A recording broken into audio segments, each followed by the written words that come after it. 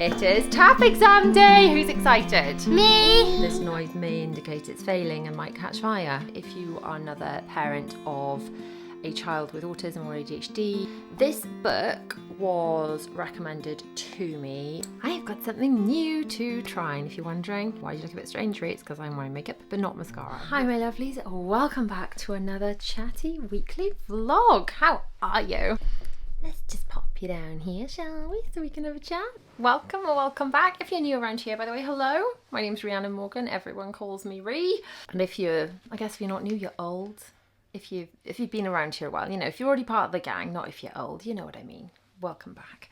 So 2025 for me, if you saw my video where I was going through my Reflect and Reset workbook and I was just setting up my goals, is obviously still about, trying to improve my channels and work on my business and all that kind of stuff. But on a personal level, I also want to massively avoid burnout, which I felt that I did not achieve in 2024, and declutter the house. So the massively avoiding burnout, I'm trying to do more things in flow, simplify my life, simplify my systems.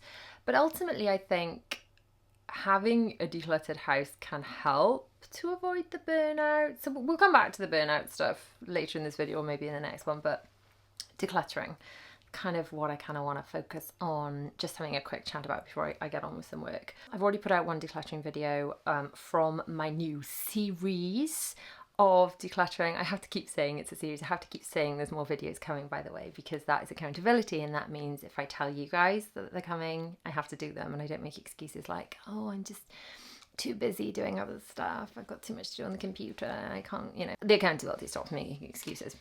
But anyway, I have this morning listed in my shop, but by the time you see this video, the cover may have changed slightly, or I may have done some amendments. We'll talk about that. But I've got the ultimate decluttering workbook to organise, reset and transform your home, and I'm so excited. Tomorrow I am going to be doing another massive decluttering session, and in this is what I've put together to help you, to help me, to help all of us do the things that we need to get done in order to declutter our homes, even if we don't want to. Because I think you and I both know having a decluttered home is nice, but sometimes the act of decluttering is not the fun thing that we really want to be doing. I've printed this one off. This is a PDF that you can purchase from the shop. If you're in the VIP tier, by the way, of my Patreon, then this is included. Don't bother buying it in the shop. It's already included. You can just download it from there. Editing Rhi here.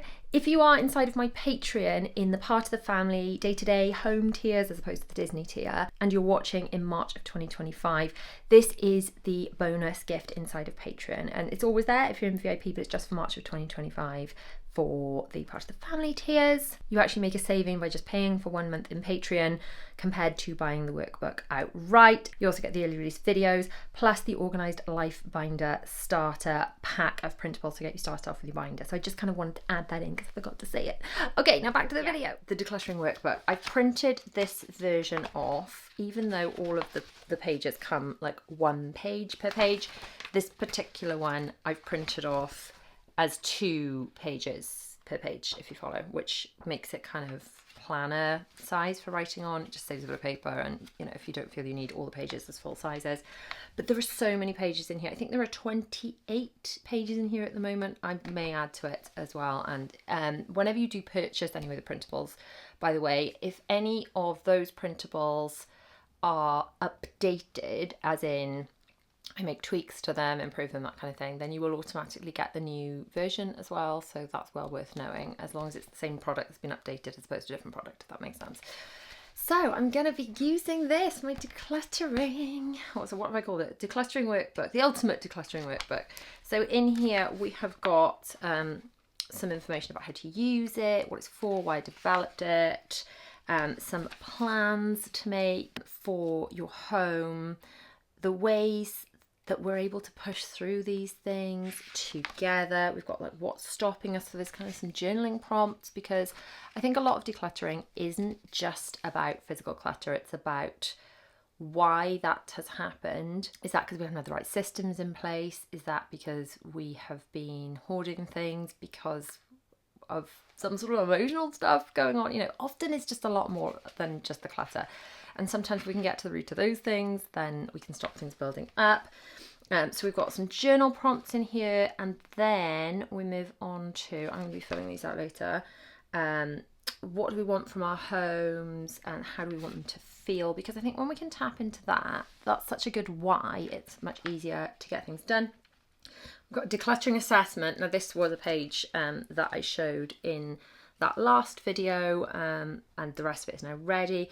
We've got an Eisenhower matrix, which sounds really scary. It's not scary at all. It's just a really simple way of deciding what's most important to do and what needs to be done soon, what can be delegated, what can be done later, all that kind of thing, and prioritising. It's a prioritising method. And then we've got ways to break down the tasks by room or by space, making plans for when we're going to do things, decluttering plans. Then I've got daily decluttering pages, so these can be printed as many times as you need them. So I will print these specific pages for when I'm starting for tomorrow, and you can print those out over and over for every day you do decluttering. And then there's trackers for selling things, donating things, because ultimately, I've been guilty of this before, sometimes you kind of put things aside to sell or donate and then they just sit there for a really long time, and that's not decluttering, that's just moving things into different piles in your home. Stuff for storage, and then we've got maintenance, decluttering, and like long-term plans for staying on top of things. So hopefully that will be super useful for anyone like me that likes having decluttered but doesn't actually enjoy doing it and needs a bit of motivation to stay on task. So this potentially with maybe different cover options. Maybe that's what I should do with the printables. What are your thoughts on that? Rather than settling on this is the cover, maybe just do a few different alternatives and then you can decide. I'm horribly indecisive trying to pick one. I'll just do a few and you can pick which one you want to print. Maybe that's the answer. Anyway, I'll link that below if you are interested. But yeah, if you are fancying being on a bit of a decluttering journey with me, make sure you check out the playlist, which will be added to. I've already got quite a lot of decluttering videos actually from the old house and from this one, but this specific series is very much me on a deadline because I've promised myself and declared to you lot that I will get the house decluttered by the time I do our house tour on the anniversary of moving here, and it will be 5 years. Yeah, 5 years since we moved here. Can we even believe that? No, where's the time gone? So yeah, 5 years since we moved here. And I always do a house tour just to show the differences, things we've done, things we, and you guys seem to enjoy those. And it seems as good as time as any to, set a deadline. So let me know in the comments actually if you are doing any decluttering, if you have a deadline. And it could be something really arbitrary. It could be, someone's coming to visit. It could be by a birthday, by Christmas, something. Or it could be like you've ordered a piece of furniture and there's an 8-week lead time on it, for example. Like say you've ordered a sofa and you have to declutter in order to make space because you're going to have to do over that room, make over that room by the time it comes. So yeah, that kind of thing works for me and my ADHD brain. So, do you guys remember, was it last year, I was in need of a new hairdryer because mine died, and I went through, should I get a Dyson? I fancy getting a Dyson, but the Dyson Airwraps were a £1 squillion, and then a lot of you suggested a Shark, but it was still a lot more than pocket change, and I ended up getting a very basic Amazon hairdryer, which kind of has done the trick. But now it's making this noise. I'm not going to leave that on for a long time because my husband tells me that this noise may indicate it's failing and might catch fire, and once you've said something like that, you sort of feel like you've got to do something about it, especially when I also dry my daughter's hair, not just mine. I mean, not that I want my hair catching fire, but I definitely don't want theirs catching fire. So I don't know what to do now. I'm thinking about ordering one of those Shark Flex Fusions. The interwebs, when I look at videos and reviews and things, have been telling me that those are pretty good, as in when I watch those compared with the Dyson Airwrap reviews, the Dyson Airwrap being about twice the price, then they are coming up really, really well. Now, obviously, they're a lot more than the £25 I spent on that hairdryer, but that is no longer working and it doesn't have all the attachments. And do I just spend £25 a year and just get a new hairdryer every time, which is still significantly less than the more expensive hair tool? But then if the more expensive hair tool does my hair quicker or is kinder to it, there's a time saving. Can you tell I'm a Libra, and whenever I'm making decisions, I'm like, balance this up. I'm so indecisive. Yeah, have any of you got the Shark, I think it's the Flex Fusion it's called. I found it for a really good price, much less than they normally sell them for. So I think I might order one. So fingers crossed that's the right thing to do. I don't know. I'm just horribly indecisive. I spend a significant amount of time not just drying my own hair, but now I've got 2 little girls with a very long hair. Obviously, the place is like a hairdresser a lot of the time. So I want to share with you that was shown to me by the children's school, and if you are another parent of a child with autism or ADHD, or is just a bit of a worrier, or just to be honest, most parents could benefit from this, but this book was recommended to me. They're using it a lot in the girls' school, in the primary, and it's the Kids Guide to Staying Awesome and in Control. Simple stuff to help children regulate their emotions and senses.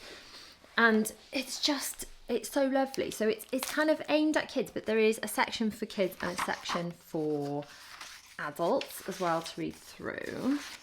So there you go. Part 1 for kids. So it's talking about labeling feelings, how to use tools, body breaks.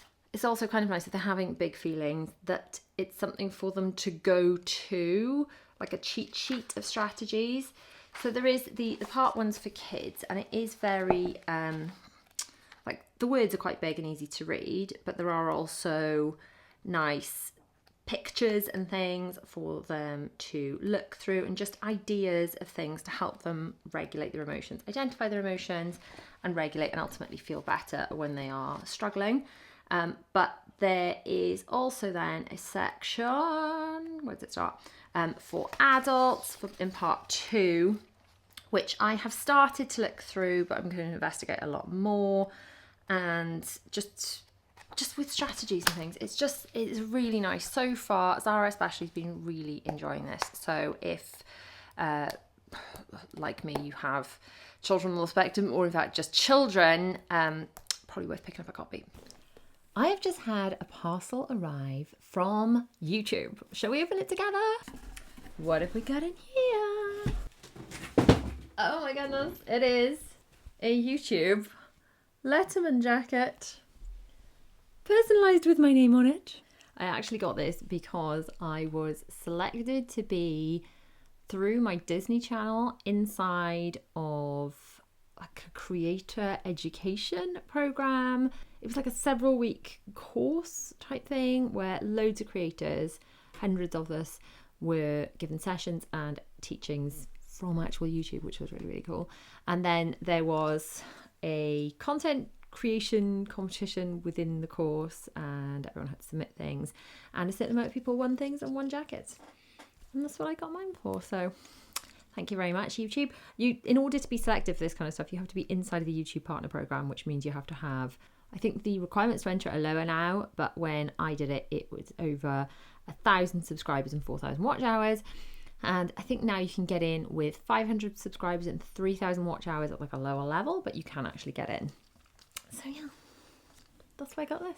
Okay, I'm gonna go on some work now. I have got something new to try, and if you're wondering why you look a bit strange, it's because I'm wearing makeup, but not mascara. I always think this is the oddest stage of makeup when you've got some other stuff on. I know mascara. I don't know about you, but mascara is my one thing. I used to have lash extensions, and I felt like I perhaps didn't need makeup at all, but I just had to have one makeup thing to wear. I feel like it's mascara because it kind of opens my eyes. So mascara wise, my favourites, high street mascaras. I like these. This one, it's not essential, it's like a base coat, but this one is very, very good. And this one isn't waterproof. I don't actually like the waterproof version of this because it's so waterproof, it's hard to get off. But this one is almost like waterproof. I've literally been swimming with this on, and it barely even budges. Now, lately, I have been using the Charlotte Tilbury Pillow Talk Push-Up Lashes, which I love. I had this little one in like a gift set, and I also had a bigger one for Christmas, I think. So I do adore this mascara, and I was like, wow, this, but honestly, I prefer this one slightly. This one is better if it is raining or swimming, or if I plan on crying. But yes, Pillow Talk Push-Up Lashes is my kind of go-to favourite at the moment. But Charlotte Tilbury's brought out a new mascara. I didn't want to buy a full one, but I got my hands on this, which is a 2ml sample size, which, you know, it's more like it. And look how cute and dinky it is. Now, I think the real bottle, the real packaging of this is made of glass and is very, very pretty and beautiful. But this is the Exaggerize mascara. Oh, it's totally different, look. So if you look at the wand on this one, it's kind of quite a hard, like a comby type wand, whereas this one is a kind of fluffier brush. So we're just going to give it a go. We're going to see what it does to my lashes. If you've seen any of my recent videos, then I would have been wearing the Pillow Talk push-up lashes. Will I like this one as much? Curved brush is quite nice in that it's sort of sitting in with my eyelashes. I do have LVL every 6 to 8 weeks to curl my eyelashes because they are just like downward ski slopes otherwise. But apparently this is lift and curl. Apparently it's got 28-hour wear. Who was wearing mascara for 28 hours? Please don't do that. My eyes would feel crunchy and crusty if I went to bed with mascara on. Unless people are staying up for 28 hours. I don't know. I've seen videos about this mascara because I like Charlotte Tilbury stuff, so videos about this stuff pops up on my feed and they're like, it's totally different. Does this look totally different to how my lashes looked at other days? I don't know, does it? I think it might be more of a volumizing mascara than the Pillow Talk. I think the Pillow Talk is more about gosh, I need to finish up my way. The Pillow Talk one is more like combs through lashes without as much volume or thickness. And the question is, do we prefer this or the Pillow Talk one I was wearing before? Or do they literally look exactly the same from where you're sitting? I think I can see up close in this mirror that I'm looking down at. I'm also very aware, by the way, that putting mascara on, I'm probably pulling really stupid faces, so apologies for that. I always look down when I'm putting the top layer lashes on because it's creating a bit of space here so I don't get it on my top lid as much. But I've got to say, it's very rare, so far so good, touch wood, that I actually managed to put mascara on without glooping it somewhere and needing a cotton bud to tidy it up. What do we think of that? There is a massive difference in the brush. So this one is the new Exaggerize, this one's the Pillow Talk. And just to kind of compare with the other one that I really like, this wand that is the other one that I really like, of the high street one, it's probably more similar to the Pillow Talk push-up lashes, which is probably why I like both of those. Kind of more of a plasticky wand than a fluffy brush kind of wand. So if you were thinking about trying this, because you love Charlotte Tilbury stuff like I do, yeah, so far I'm liking it. So when we compare to the picture, how do we think? I'm actually liking this. I do think it's kind of a fuller, thicker, wider lash than the Pillow Talk. So I mean, I've got lots of the Pillow Talk at the moment because I had it for Christmas, and none of these are budget mascaras. And I am trying to be a lot more strict now with throwing mascaras away after a certain time rather than keeping them forever because they cost money. Because ultimately you're putting something in your eye, and if it says you should throw it away after however long, 3 months, is it 3 months for mascaras? Then that's what I'm trying to be strict and do because we don't want eye infections, do we? But yeah, I think this one is more like stretchy, thin lashes, and this is like still length but also volume, liking that. But ultimately, the reason I managed to switch back from doing lash extensions to my natural lashes is I managed to get the length on my lashes by using the lash growth serum. So, you know, you can use whichever mascara you want, but if your lashes aren't very long, there's nothing to put them on, is there? So the lash growth serum I still religiously use every night. It's literally one swipe on each eye, like you'd put on a liquid eyeliner, but it's clear. One swipe on each night. I've got it in the bathroom. I do it with my skincare after I get out of the shower, and my lashes did get longer and stronger. And you can start using that if you're currently having lash extensions. I started using it before I finished having lash extensions. So I started, using it to strengthen my lashes. And I think you can use it just if you continue having lash extensions. But that's why my lashes are as long as they are. So regardless of mascaras, I just highly recommend that lash serum. But yeah, I've got to say all 3 of these now I am liking, probably for different purposes. This one, I'll see how it does with wear test, but really liking this. So the new Charlotte Tilbury, I am liking this actually. I'll go through this little sample one and then I'll see when it comes to, you know, next time I'm asking. I guess Mother's Day is the next one coming up, isn't it? I've taken to just sending my husband a Charlotte Tilbury makeup wish list for birthday, Christmas, Mother's Day, and he just buys something off that and then I'm super happy. But this is the one, the Pillow Talk, I've been using lately. I don't know, which one should I put on my Mother's Day wish list? Pillow Talk or Exaggerize? And then I've got to say though, these 2 are phenomenal, but still, regardless of all that mascara, I definitely, the biggest recommendation ever is that Lash Growth Serum. It's like magic. Now tomorrow the girls have got a TAP exam, so I'm getting together a few bits for their exam to make sure they've got everything ready. So far bits I've got pulled together. They're supposed to have French plaits. I guess they could be French or Dutch. They have to have French plaits, but then tucked in and kind of tucked out of the way. I'm not amazing at those. I'm getting better. What the children will call in school, in my learning pit with French plaits, but I'm trying my best. So I've got some hairspray, I've got spare shoelace stuff for tap shoes, I've got some safety pins. I think I've got safety pins in here somewhere. I've got little elastics for the end of their plaits. I've got 11 billion hair grips. And actually what I do find quite good for is, this was a knit comb from like a knit treatment thing, and that's quite good for, you know, doing French plaits and things. So I've got all that.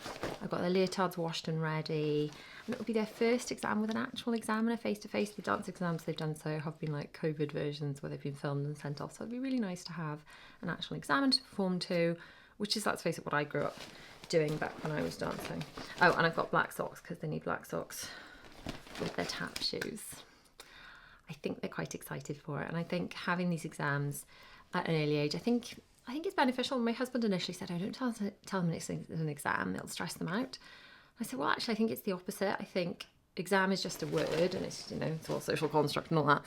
And if we kind of demystify it by doing dance exams or karate gradings or whatever from a young age, when you get to do an actual, like a real, you know, important exam at GCSE." It doesn't seem that big a deal because you've been doing exams like your whole life. I definitely felt like that by the time I did my GCSEs. I was not bothered by it because I've been doing dance exams for such a long time. Anyway, so fingers crossed they enjoy the exams. That's all that really matters. They go in, enjoy it, do their best. That's all I want.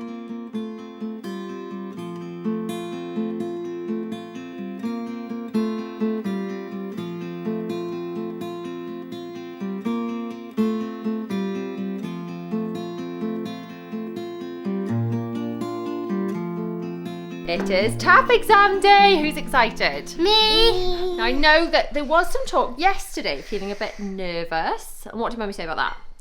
Nervous is the same as excited. Well, in your body, it can feel the same, can't it? It can feel like, what does nervous feel like in your body? Yeah, a bit like that. Okay, and what does excited feel like in your body? Exactly. So if you just go, I'm not nervous, I'm excited. No, they have been practicing this morning. Not that you need it, I think you're totally ready, but it's nice to just go over it in your mind, isn't it? Zara, your only job is not to injure yourself before your exam. You did have a really good attempt at injuring yourself this morning and rolled on the floor and smacked your nose. No, don't recreate it. Don't recreate it. Yeah, she smacked her nose on the floor this morning. Just don't injure yourself. I mean, don't injure yourself at all, but try not to. It's a couple of... No, don't keep doing it. It's just a couple of hours till the exam. Try not to go in with a black eye. Are you excited though? Yeah. Yeah? Oh, Zara. Oh, Zara. I like solos. Well, you get to do solos and tap. Spotlights on me. You have to do solos and tap because the examiner's got to hear your beats. This is the first time you can have a real examiner, not just be filmed. How do you feel about that? Excited? Yeah, I think it's going to be better to perform to a person, isn't it? Not. You are a person. I know. Well, it was normally me behind the camera, but yeah, nice to actually have the proper experience because pre-COVID, that's what everyone had. That's what I had when I did dance exams when I was little. But since you've only done post-COVID exams, haven't you? Yeah.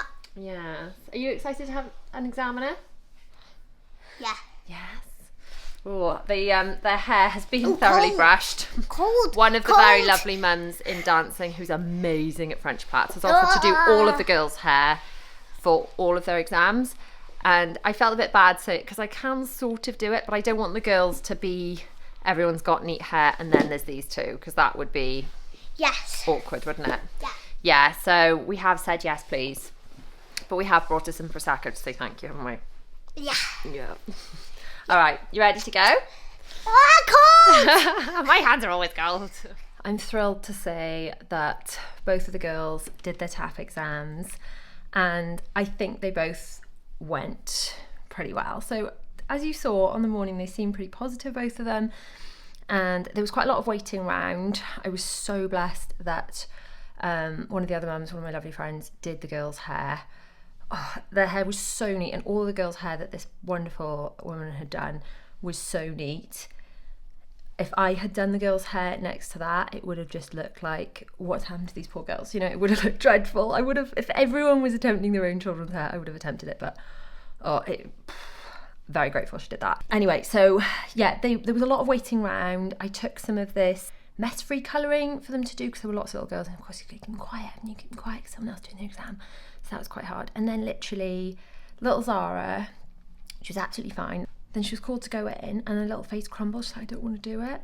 I thought in that moment, I've got two choices here. I can either go, oh, don't do it then, darling, or go, come on, and encourage her. And while I never want to force my children to do anything they don't want to do, like genuinely, that's the last thing I ever want to do, is force them to do anything they don't want to do. I felt that in that moment, this was a learning opportunity, and something that this could become a story for her. Either I try to do things I want to do, and bear in mind, she really wanted to do it. She loves dancing. She loves it so much, loves it so much. It's what she wants to do when she's older. So I either could have gone, fine, don't do it. And then the story would have been, I get scared and I can't do things. And that would have become her story. Or I did what I ended up doing, which is going, come on, you can do this. You can do this. It doesn't matter how you do in your marks. I am proud of you for doing this. And if you just go in there and just do your best, that is all I can ask. And I'm proud of you for getting this far. I'm proud of how much you've practiced. And if she'd really, really, absolutely lost it, then I wouldn't have made her do it. But that little gentle nudge, come on, you can do this. I gave her a kiss on her hand. I often do this, like a kiss on her hand. Then she's like, there's a little bit of lipstick. I didn't want to do too much because it would have shown up for the examiner, but I give her a kiss on the hand, and it's like a little bit of me she's taking with her. And she went, right. And she went in, and luckily, because she's a certain grade, up to a certain grade, their dance teacher can go in with them to the exam, and then after that certain grade, they've got to go in, and you just don't know how they've done it all until the exam marks come back. But her dance teacher went in, and she said that they all did so well, and their dance teacher's very honest. She would have told me if she'd not, she's very honest. I just know she's very honest, and she would not have minced her words if things had not gone well. She wouldn't have said it to Zara, but she would have said it to me. So thrilled with that. Bella went in. It's just lovely to see her with all her friends. They're so close with their dancing friends, and this is the thing that I found with my dancing friends. I have my school friends, and they're like my best friend now that I still speak to every day is one of my school friends. But then my dancing friends were like, other than my best friend, were my closest friends. And I think it's just this camaraderie of like backstage, helping each other, getting into your costumes, and quick, we've got a quick change, all right, we've got an exam, and come on, revving each other up. And I've never done sports, but I guess sports is a similar thing where it's like, come on, like shared goal, and it sort of teaches you skills that you can't necessarily just pick up in school. And this is what I love about these extracurricular activities, and how they almost, for my children that don't struggle massively academically, but struggle more with the other bits of life, the kind of surrounding bits, it's those little things that I find really help, to like grow their characters and their confidence. Things like, now her story is, I get worried about things, but I can do things I'm scared of.